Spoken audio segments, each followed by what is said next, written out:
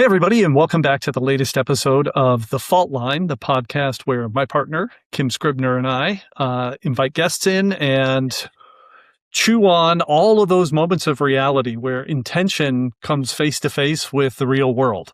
And today we've got a terrific topic and an even better guest. Vicki Greene joins us, and we're going to be talking about the role of education and building knowledge in a number of different environments. And before I go too far, I would just say, Vicki, why don't you give a quick intro for folks who don't maybe know you or haven't listened to your prior contributions on the podcast, and then we'll jump right in. Okay, sounds good. Thank you to Kim and Gary for having me join again. My background, I actually spent 13 years at GED Testing Service, the first 6 as the Chief Operating Officer, and then the last 6 years as the CEO. And really my focus at GED was how do you reach the 30 million adults out there who do not have a high school diploma, and then partner with key employers, with individuals who may be in adult education or workforce development to really just help put learners on a path to earning, number one, their GED credential, but then more importantly is how do you get them prepared and ready for a career pathway. And the last 6 months, I've been with a startup, an AI startup called Pace AI.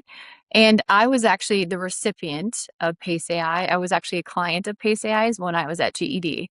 And what Pace AI does is it really focuses on the ESL learner, the learner that may not be your traditional K through 12 learner, but someone maybe that struggled in high school, maybe struggles with numeracy, literacy, English as a second language. And our focus is really on how do we help learners remove barriers into their field of choice. So for example, healthcare, skilled trades, manufacturing, mechanics, hospitality, you name it. And so my focus is how do we expand our footprint and our ability to reach more learners by removing more barriers using AI. Yeah, Love it. I love that because I think as an adult learner, right, it's all of the things that get in the way of continuing our education. So as you were talking about removing barriers for adult learners, that really resonates with me. Even just, trying to keep certificates up to date and things like that for myself. I often find the challenge of, okay, I've worked all day and now I've got to take care of my family and also continue my education. So I'm excited to dive in on this. Well, and I think just to kick things off, I'm curious, Vicki and Kim.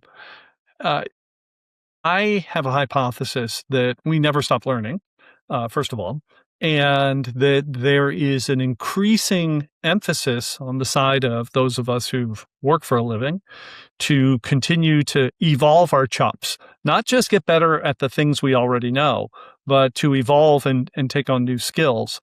And on the other side of things, for the businesses that hire people, that there's a similar benefit in finding a sufficient number of people who are capable in what the needs of the business are now and in the future. So that's pretty broad, but I'm kind of curious for your perspectives on that and how you're thinking about the state of play these days, because I think there's a mixed bag. Some industries have plenty of people who are capable, and others may not. Yeah, I think, well, the question is interesting because in the conversations that I've had, if I looked across the ecosystem, 60% of our workforce is frontline workers. And so when you think about that and you think about fields like skilled trades, for example, we know that there's roughly 600,000 electricians that are needed each year to fill the gaps that we have in expanding AI centers and, meeting the needs that are in the market. Allied health roles, again, the numbers are staggering. And just a medical assistant, like it's believed like over 2 million medical assistants need to be added each year. And hospital systems that we're talking to and content providers we're talking to, the healthcare shortage actually gets worse as time goes on. And they're looking at data already out to 2036 on how we're going to fill that gap. And so I think it's exactly what you said, is that we have to continuously be learning, and we also have to widen the nets of the learners that we're reaching. And so what I see happening is that maybe someone, for the GED learner, for example, we knew that GED learners, the number one field that they wanted to go into after earning their GED was to go be an entrepreneur. They want to start their own company. They want to start their own thing. They want to be something big. And the second was healthcare. And what we knew about that is that they wanted to give back. They wanted to help people. They wanted to be in the system that they could impact other people's lives as they've been impacted by others. The issue is exactly what you said, Gary, or it's exactly what you said, Kim, is that many of these are real life learners. Yeah. They're working full time during the day. They may have kids that they have to put to bed. In many cases, they're working multiple jobs, caring for a parent or a grandparent. And their energy level at the end of the day to try to get and earn a certification to get away from maybe that hourly job to a career is really daunting. It's very, very difficult. And so the conversation that we're having now is we can't keep trying to solve the skills gap, the shortage, by solving it the same way. We have to meet learners where they're at, and we have to help remove the barriers such as language barriers, numeracy barriers, literacy barriers. And that's the beautiful thing about AI. For the first time, these learners can have someone, if my native language is Mandarin and I'm trying to become a medical assistant in the state of Florida, but I can't get past the language barrier, AI can actually meet them where they're at. And it can be there 24/7. And it can help them understand terminology that maybe they would never raise their hand and ask anyone because, by the way, maybe no one else speaks Mandarin, or maybe no one in their bloodline has been a medical assistant. So I guess my answer to that is that you're right. We have to continuously be learners. As employers, we have to figure out different ways to meet learners where they're at. And we certainly have to find a way that's removing barriers for learners and not just on the path of certification, but the whole person. Yeah. Just on some of the stats you were quoting, I was working with a client last year who was in a single year trying to hire 800 nurses for their hospital system. And that was a combination of their growth as a hospital system, but also new regulations for the number of nurses to patients ratio that they needed to have. And, hiring 800 of anything is challenging, but 800 in a specific role is very challenging. So that definitely resonates with me. And, being in South Florida where I am, we've got huge language barrier issues with lots of our population here. And folks are already working 3 jobs to try to put food on the table for their families.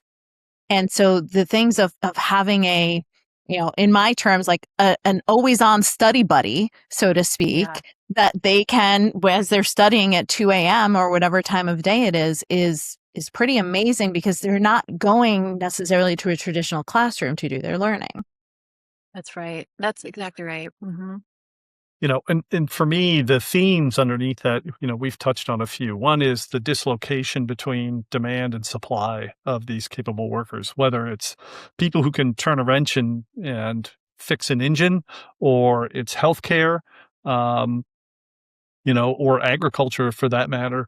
There are all these different spaces. And I think at the same time, there's an exaggeration or an elevation of expectation in some industries. So, Vicki, I'll take you at the number 2 on your list, which was healthcare, right?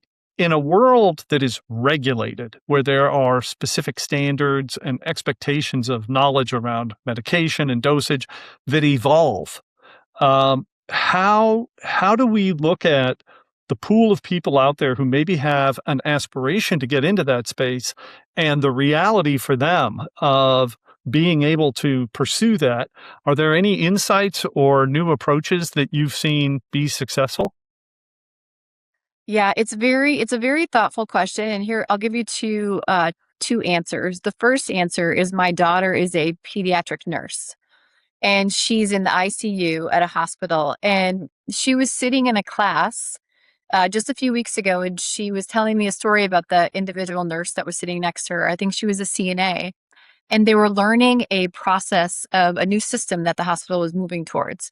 And again, it was like regulatory, it was updating systems, making sure that the patient data was updated. And my daughter looked at her and she was crying, and she said, "What's wrong?" And she said, "I don't speak good enough English to understand what they're saying. I'm going to have to quit my job." I'm going to have to quit because I don't have the skills necessary to do the things that they're asking me to do. And I have no one to ask because no one speaks my native language.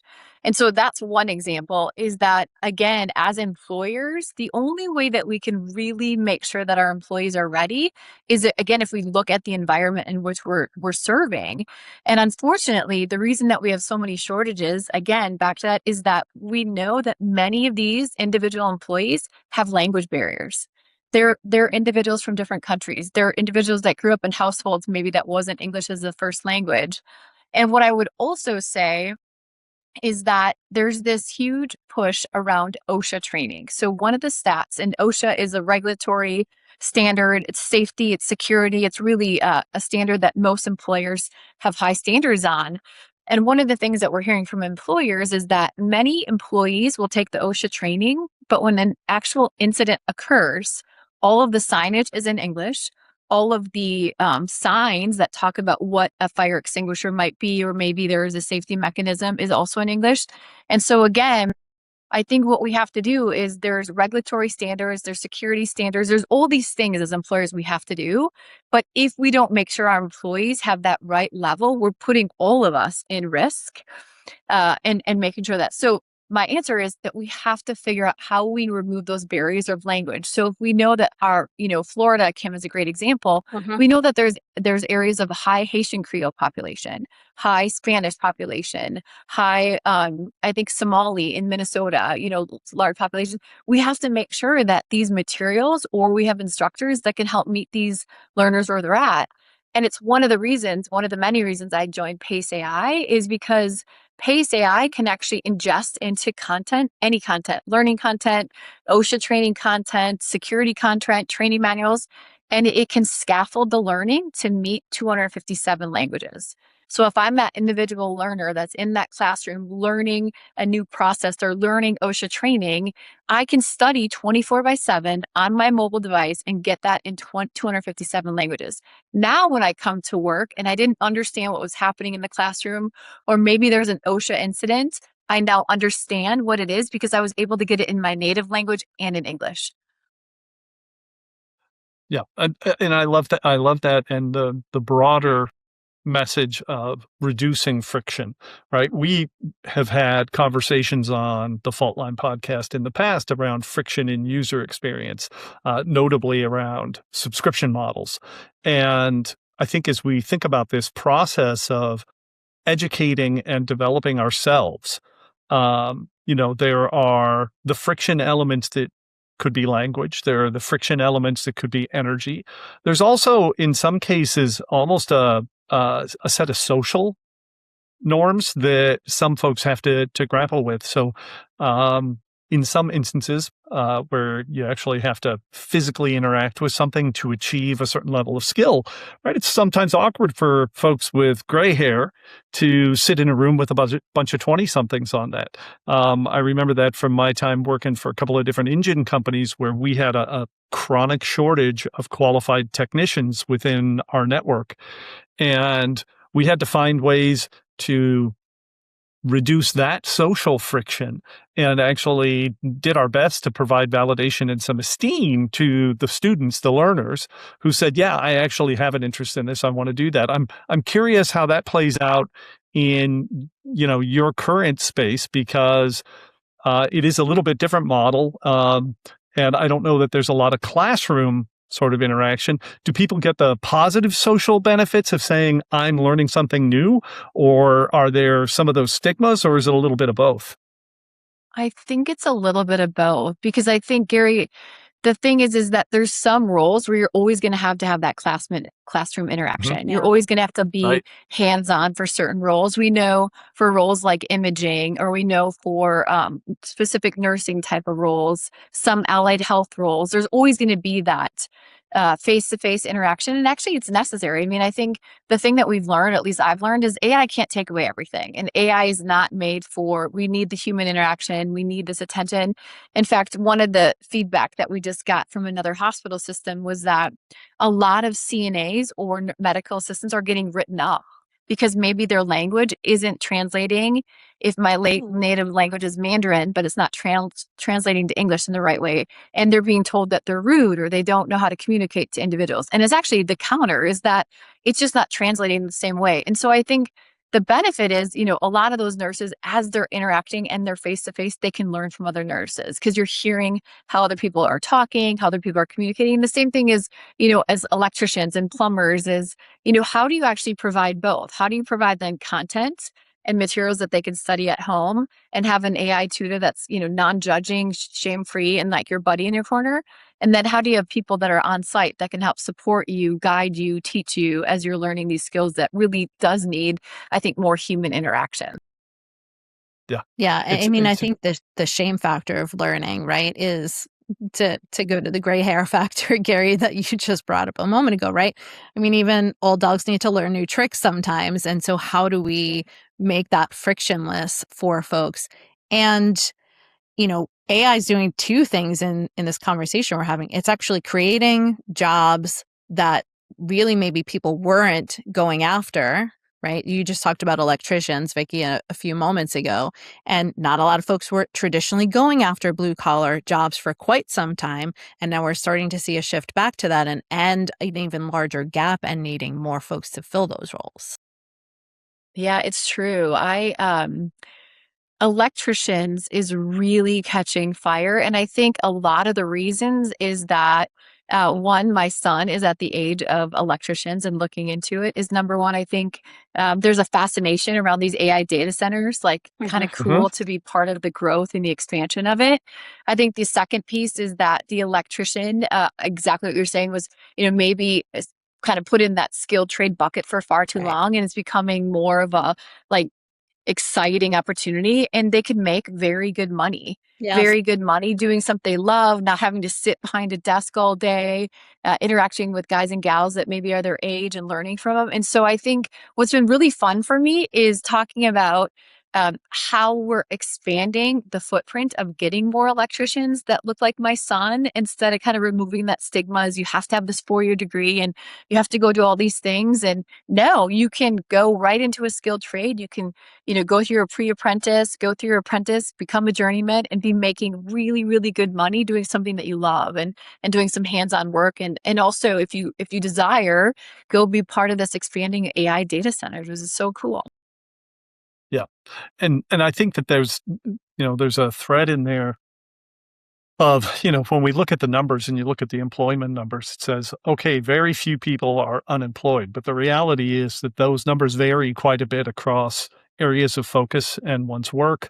And, for the individuals who might be on the receiving end of a shift, right? So if you're a software engineer right now, AI doesn't feel like it's all that beneficial because it writes code really well. On the other side, there is this construction boom, and I mean, billions and billions of dollars going into things like data centers, and it's putting all kinds of pressure on, people, carpenters, certain sort of construction managers and project managers, electricians, all of that. And that to me is where, an organization like yours comes in and can really help, is because you can help sort of close the gap on those dislocations done right. Um, how, how important is it for you that people start to understand the opportunities that they have in front of them and the feasibility of shifting their skill set, evolving their skill set? Yeah, well, I wouldn't have known this answer unless I was involved with AI, because my first response to AI was, oh gosh, not everyone's ready for this. No one knows what this is going to do for the adult learner. And what I would tell you is that in the fields that are so important for us to close gaps in, AI is used for good. And I think that there's just like looming AI that, is going to be this takeaway jobs and it's going to take away all of these things. And what I'm finding and what we're finding is that AI is actually able to help learners in fields that they've always wanted to go into, but maybe never had the confidence or the ability or the skills to get there.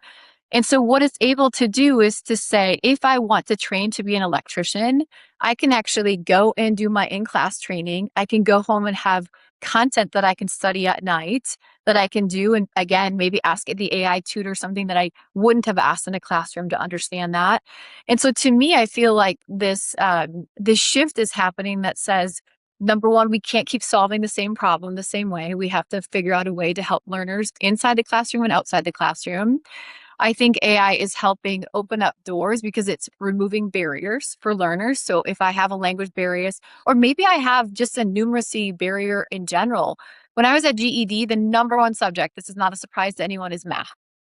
If math is what's holding me back, well, guess what? As an electrician, you have to have certain standards to go and be an electrician. You have to pass math. Exactly. Well, now imagine I have an AI tutor embedded into the math content and I can study at night. So now I can learn on a measuring, stick or a line, or I can start doing breaking down different level of equations. But the AI tutor is breaking it down to me in a way that I understand, not necessarily in the entire classroom. And so again, what I would say to all of that is that AI is becoming to really unlock and shift the way that we can meet people versus the way we've been trying to meet people before. And I think that's what you're going to see is you're going to see the ability to say, it's no longer a barrier to reach someone and help them over this learning curve. Now we have other tools to do that to help you get to where you want to go. I think also on the continuing education and learning kind of angle of it all, as AI does change maybe the types of jobs that people are doing, doesn't necessarily take away, but changes, we have more skill gaps than we did 10 years ago, right? I have to learn how to do things differently than I did 10 years ago because of the infusion of technology. And having the ability to learn faster at home when it's convenient for me makes it a higher likelihood that I can close those gaps even on my own than I could in the past. That's right. And imagine the feeling of that learner who, while in the K-12 system, never got to feel confident about their learning, never had someone answer a question at the level that they're at. So imagine, and this was a really powerful stat.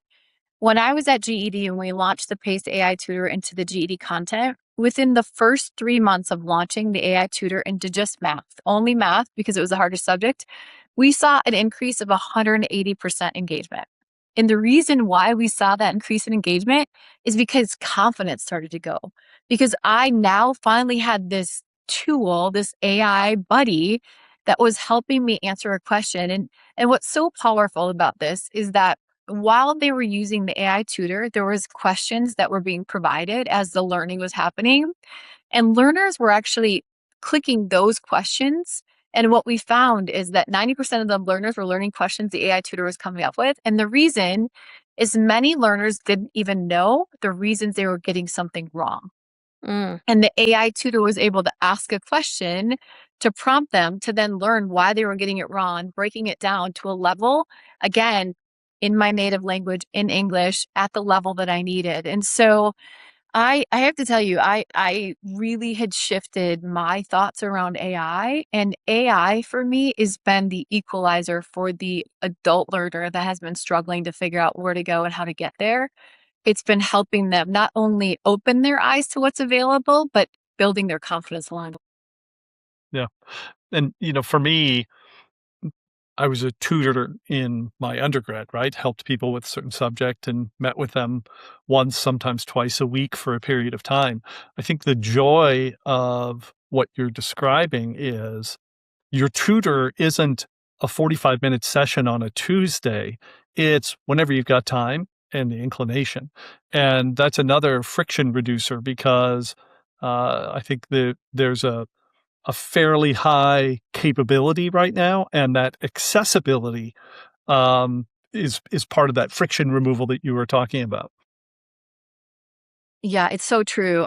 We know that most learners, in fact, 70%, close to 70% of learners use their smartphone as their means to study for anything and everything. And so when you think about that ability to have that AI tutor at you at any time, again, whether I'm on the bus, on a break, short break, at night.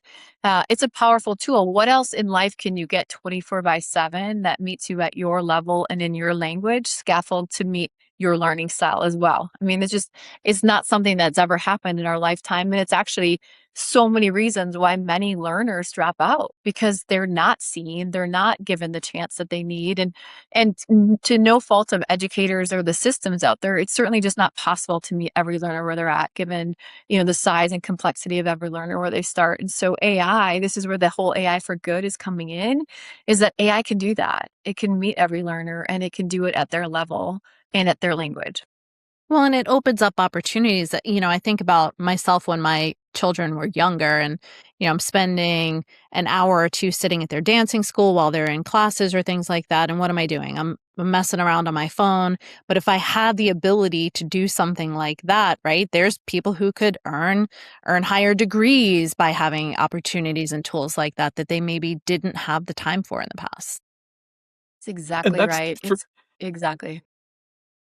I was just going to say that to me, Kim, is sort of an entree into a slightly different take on this. We've talked a lot about skilled trades and some of the GED perspective where people are coming out and feel like they have an education gap that they want to address.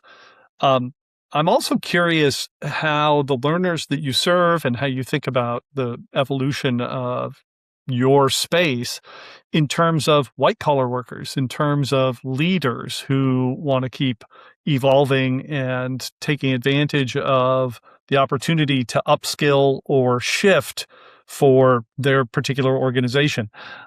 Kim and I love talking about the process of change. And to me, this is one of those spaces. And I got to imagine that there's stuff shifting in that part of the sort of continuing education space as well.